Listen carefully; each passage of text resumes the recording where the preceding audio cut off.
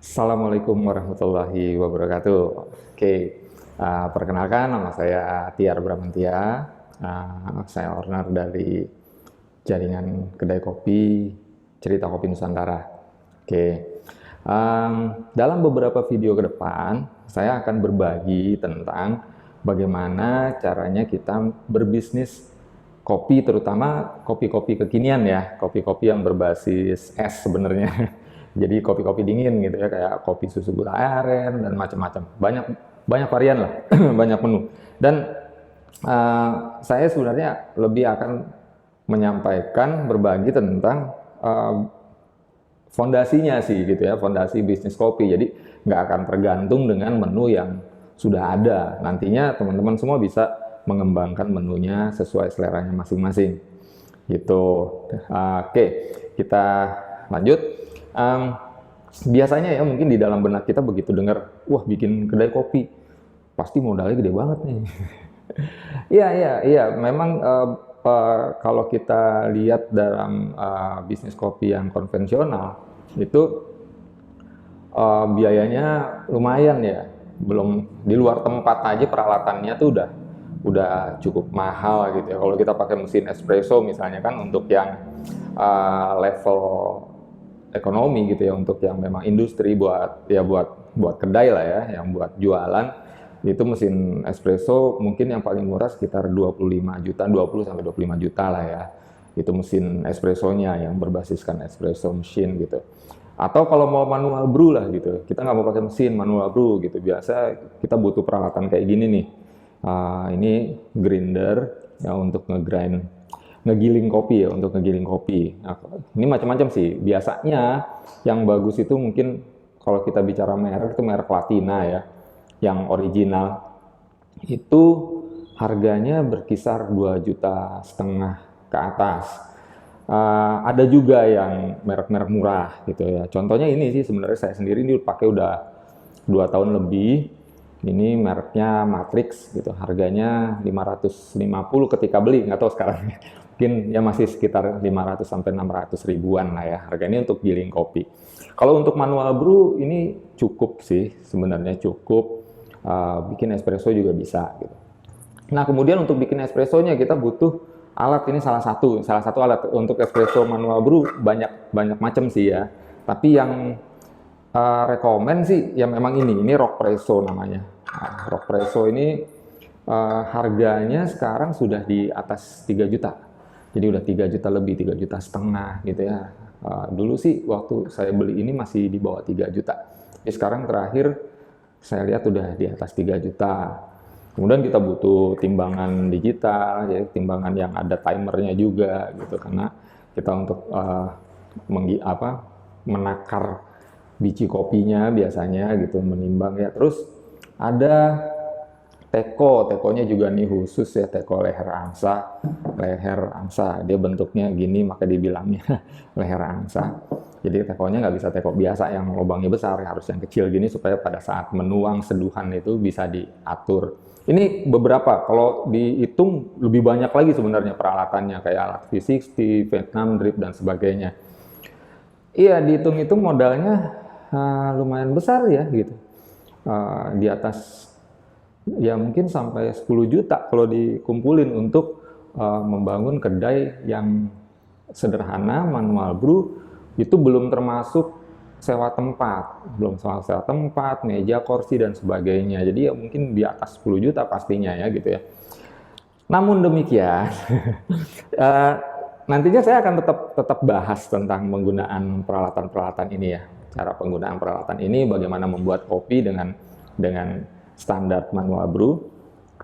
Tapi saya juga akan sampaikan di kelas ini di beberapa video mendatang alternatif lain membangun bisnis kopi kekinian dengan modal yang sangat ringan.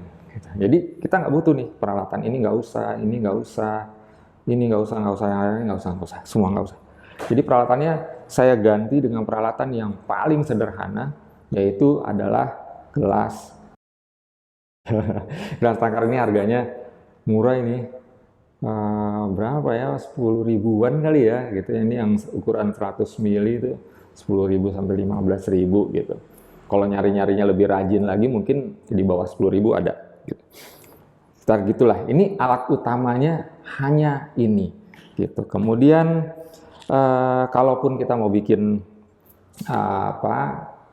foam latte-nya segala macam, atau kalau misalnya nanti pakai powder, ya kita butuh lah ya milk jug ini. Ini juga harganya murah milk jug ini.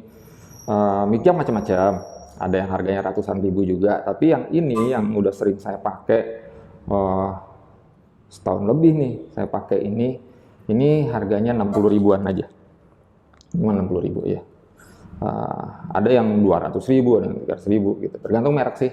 Ya sebenarnya balik lagi kalau alat kan gimana makainya. Oke. Kemudian mungkin untuk bikin foam susu kita butuh lah ya ini. Saya pakainya hand frother. Ini handy aja, ini pakai baterai. Jadi buat nanti kita ngocok susu, ngocok powder, creamer dan sebagainya bisa pakai ini. Ini juga harganya murah. Ini 30 ribuan harganya. Kalau mau yang lebih bagus mungkin yang 60 ribuan ada. Ini saya pakai ini 30 ribuan. Jadi peralatannya boleh dibilang ya cuma ini. Kalau di rumah punya ya nanti ada panci dan sebagainya. Saya sih biasanya tambahin ini juga. Ini buat nanti kopinya semuanya dimasukinnya ke sini baru dituang ke gelas gitu. Tapi kan nggak harus ini gitu, bisa juga pakai panci di rumah udah ada gitu. Jadi artinya pakai peralatan yang di rumah ada aja udah cukup lah ya. Yang penting di rumah punya kulkas. Kenapa? Karena nanti namanya juga kita menu-menu dingin ya, kita harus bikin es batu gitu, bikin es batu pakai kulkas sendiri cukup gitu. Oke gitu, jadi sebagai pembukaan gitu ya, saya cuma mau menyampaikan bahwa nanti teman-teman akan belajar cara berbisnis kopi kekinian, terutama ya khususnya kekinian, dengan berbagai alternatif peralatan dari yang paling murah yang harganya 10 ribuan ini sampai yang harganya jutaan. Tapi mungkin saya nggak nyampe ke mesin espresso ya, saya cuma bahas sampai manual brew aja, gitu.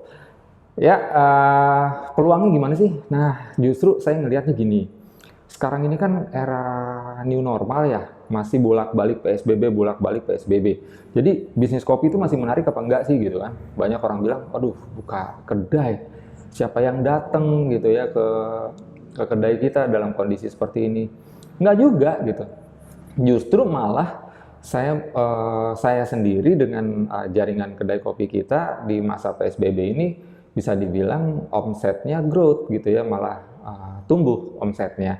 Iya, orang datang ke kedai untuk dine in jarang, tapi yang delivery lewat GoFood, lewat GrabFood-nya itu justru meningkat. Nah, justru itu sebenarnya inti dari materi kita di video-video berikutnya nanti adalah saya lebih menekankan untuk membuka kedai kopi di rumah aja. Jadi nggak perlu sewa tempat gitu. Kita punya rumah, mau buka di teras rumah, di depan rumah, makanya saya suka bilang namanya kopi depan rumah gitu.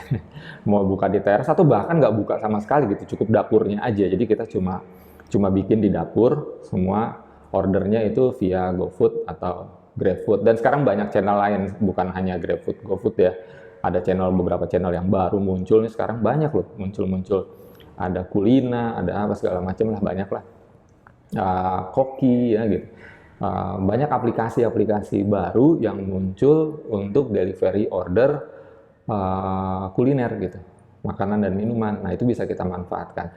Jadi artinya kita nggak usah sewa tempat, cukup pakai rumah sendiri aja. Kalaupun kita mau nyediain tempat duduk di teras rumah kita, nggak usah banyak-banyak, karena kan nanti PSBB juga, kalau kita terlalu ramai malah ditegur kan. Jadi paling 2 table gitu ya, cukup di depan rumah. Atau bahkan nggak usah sedia dine in gitu, cukup kita dapurnya aja gitu. Kita di dapur aja, kita bikin di dapur, kita racik kopinya di dapur, tunggu GoFood order, ya kasih, selesai gitu ya. Oke, ya segitu dulu pembukaannya. Selamat belajar, simak video-video saya berikutnya. Assalamualaikum warahmatullahi wabarakatuh.